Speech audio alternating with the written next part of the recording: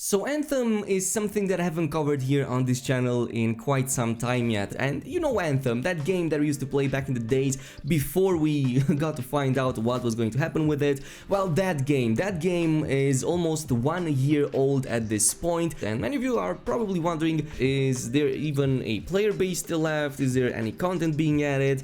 Is BioWare even supporting it at this point? And curious enough, the answer to all of these questions is a resounding yes. As a matter of fact, it is quite surprising that the game is now doing better than almost ever, well, with the exception of the first few weeks after its release when it had a huge, number of people jumping in it, but of course that was due to its hype. So in this video, that is exactly what I'm going to do. I'm going to bring you a comparison of how the game used to be back in its launch days and how it is today, with all of the updates that have been applied to it over the past months. Of course, as always, if you enjoyed these videos, a thumbs up on them would be super appreciated, and let's get started. Anyway, let's get started with a bit of history over here so you know where we came from. So the game launched in February 2019 in a pretty poor state, and even though it was released after about 2 weekends of playtesting, it's still released with some major problems. Of course, both technical problems, like people couldn't log in, there were a ton of crashes, even like crashes that persisted for months after the game was already released and patched several times.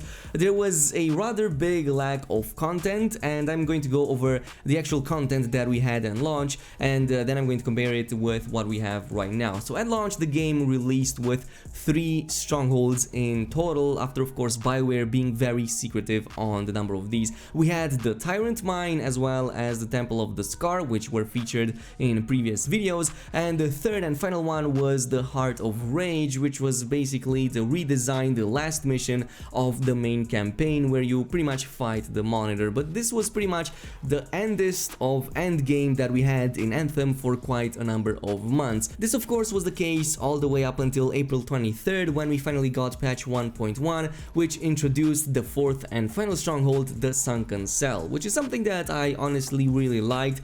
It was, the same format as the other ones, but a bit more complicated, so you would still like make your way towards waves of enemies, complete puzzles, and at the end of it there was this big boss that you had to fight. The scene in it was really nice. I mean, that artwork was really nice. The inverse waterfalls were also pretty awesome, and of course there were different puzzles added in it. But otherwise, the only thing that was criticized about it was the fact that it came a bit late in the game, and the end boss wasn't really that great. I mean, it looked like a redesigned Dominion Fury, which seemed quite, strange for a stronghold to include a boss so boring. But yeah, otherwise it was something that I really enjoyed.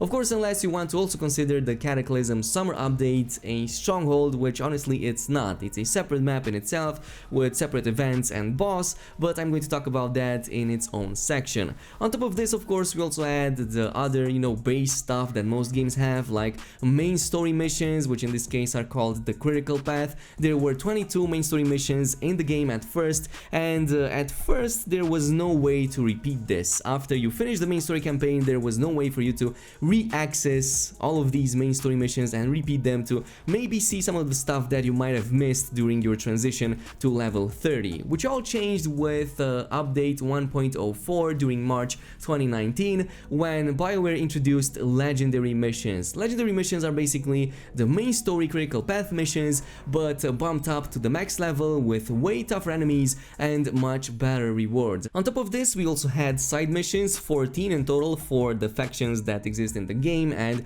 it was something that you wanted to do back in the days because this later unlocked access to legendary contracts. And speaking of contracts, there were 9 regular contracts in total, and later on, as you reached level 30 and completed those side missions I was talking about, you would also unlock their legendary version, which was basically again the endgame version of the regular ones, with tougher enemies as well as much better rewards. Now all of this covers the game all the way up until summer of 2019, and you have to keep in mind that up until then there was a very long period of some really severe content draft. I mean, BioWare was only releasing patch fixes to keep up with all of the problems that the game had, but instead those fixes were breaking the game more than actually fixing it. I believe that the only thing good that came out of those initial patches was the increased drop chances for legendary loot. As a matter of fact, there were like 2 or 3 occasions when legendary drop rate rates were severely increased to the point that you were getting legendaries left and right.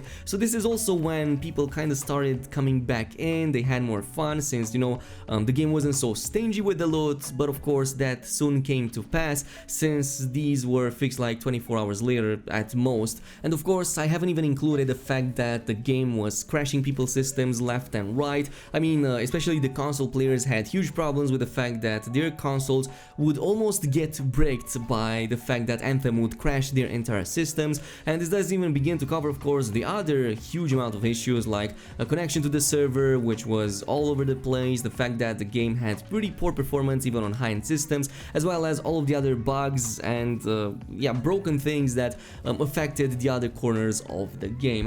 After this, we finally got the all-awaited Cataclysm update, which dropped on August 6th with update 1.30, and this was after about 1.5 months of playtesting on the PTR, after a very long content draft, and after basically the roadmap being completely scrapped, you know, following all of the events with how Jason Schreier shed a bit more light on what happened behind the scenes with the studio, with its leadership, and you basically know all of that, so I'm not going to dive in it anymore because it's a piece of history that I don't even want to remember anymore. Anyway, some of its biggest changes were the new Cataclysm map, which was, you know, like affected by severe storms. It had 9 arena events with its own puzzles and new enemies. The score system, which was useful for the new war chest that made gear acquisition a bit less tedious. So this is when this is the time when BioWare became less stingy with the loot and started pouring in more loot into like the players' hands. Of course, we also got a new higher level legendary loot, including 9 new weapons, 8 new gear items, 2 per javelin, 8 support items, also 2 per javelin, and finally the new melee weapons, 16 in total with 4 per javelin. Of course, the melee slot being something that wasn't possible to unlock up until the Cataclysm update was added. So these were all amazing changes. It significantly changed our playstyle. These were new attacks, new spells to use, so they all felt amazing and very powerful. As a matter of fact, they are still extremely powerful to this day, like 99% of them. There were other smaller additions in there as well, including the removal of the luck stat, which everybody was happy about since it was such a major point of controversy in the past. Legendary contracts also got stronghold chests at the end of them, so now it was definitely worth it to drop in and do them on a daily basis. We also got the new guild system, which was a pretty big letdown, a pretty big disappointment for me, because it came in the form of this app that you had to download on your phone, and you had to like log in with your account over there, invite people over there, and to this day that doesn't work for me at all. It worked for like a few days after its release, but I cannot access my guild from in-game anymore and cannot even see people in it, cannot invite anyone for strongholds, which is why I kinda abandoned the idea. Otherwise, a few months later, on October 16, we had another major piece of content, which was the Season of the Skull, which dropped with patch 1.50. Of course, this continued with the Cataclysm map, with of course a Halloween makeover, but this was also the last time we would get to see the Cataclysm map, as that was removed with the Ice Tide that came later. So now there is no more access to the Cataclysm map, which is a bummer. I wish that BioWare, you know, kept it in the game, because the game is already quite lacking in content anyway. But otherwise, the Season of the Skull, on top of this Cataclysm map that still existed, added 3 new free-player events, including a bonfire event, a labyrinth event, and another one with the Arcanist Echo Fetch event. So yeah, that was not really that big of a deal, but if you were to complete all of these events in the free play, this would unlock a bonus boss area after the map was, you know, successfully completed with all of these free events and in the required time. So you had access to some bonus content in there that I really enjoyed, especially this like atmospheric base or whatever it was. It was really high up. I found it really interesting. The puzzles over there and the challenges were really cool, and at the end of them you would get to fight a boss. And of course, all of this was on a weekly rotation, so each week had a different encounter in a different area that I also liked quite a bit. But other major additions were also added with the Season of the Skulls, including of course some really sought after quality of life changes, including the mass salvage, which was the most requested feature of them all.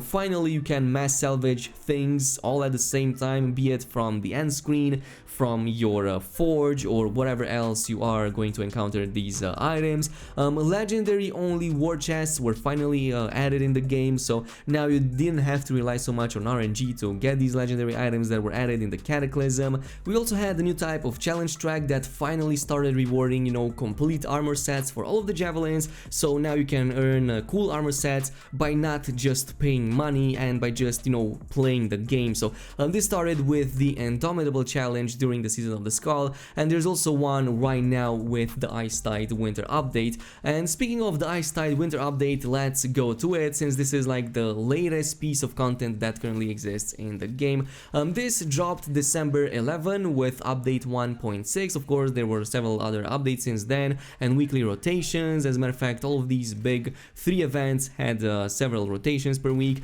but otherwise the Ice Tide Winter's update changed a few of the things that were introduced with the Cataclysm. First of all, they made away with the Cataclysm map, so this is no longer accessible for some reason.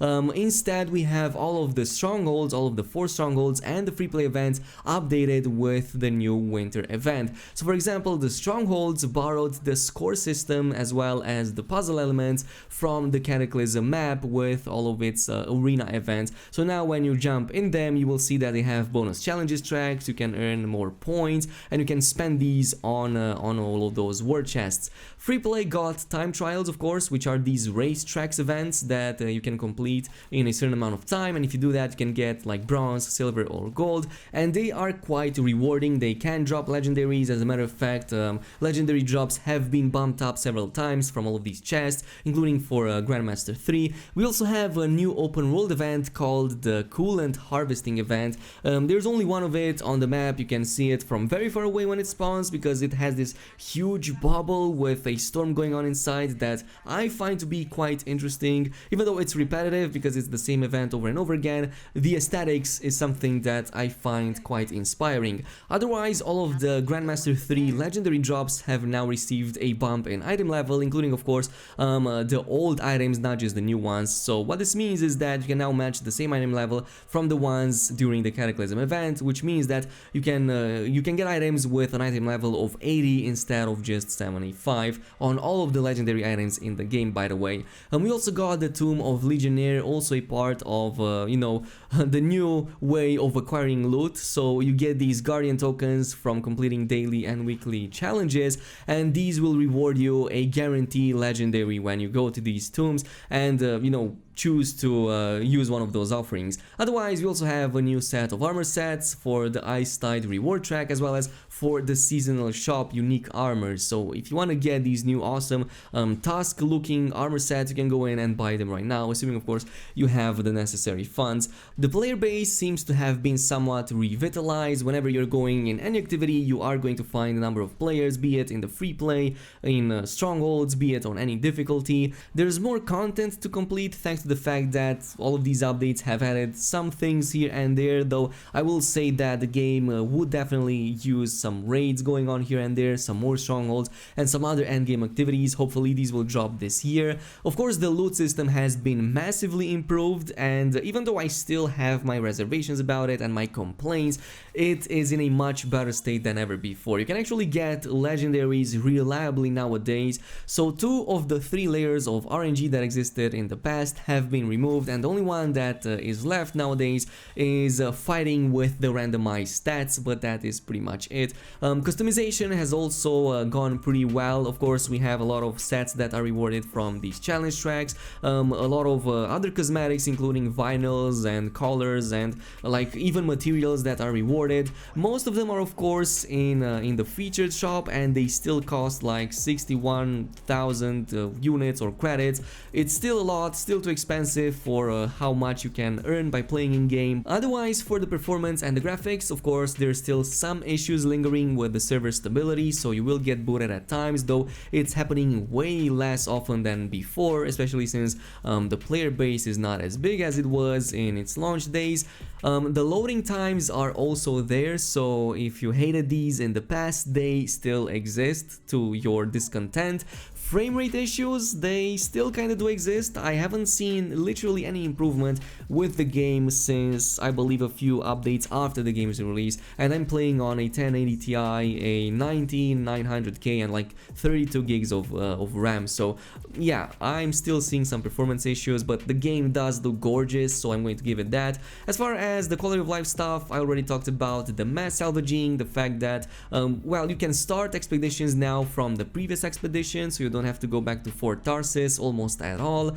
You can change armor for free in the free-to-play as well as during combat. This was added with the Cataclysm update as well, so it's a nice change if you want to like change your sets or to a different playstyle. There's fast travel in the free-play events, so you can travel from one of those striders to another, as well as directly to the tombs of the Legionnaire. There's also some map improvements, including showing difficulty for these events, and there's also purple icons on the map for where you can expect enemies to guarantee drop some loot. This was added with update 1.4 in the September update. So yeah, many things, many quality of life changes that have been added to the game that I'm actually quite pleased about. I just wish that Anthem 2.0 happened and revamped everything in the game, because even though all of these changes and all of these quality of life improvements have been applied to the game, they have been applied on a very shaky foundation. So the core issues with the game still exist, so hopefully update 2.0 is not too far off. Anyway, this is it. I'm done with it. I hope you guys enjoyed this video,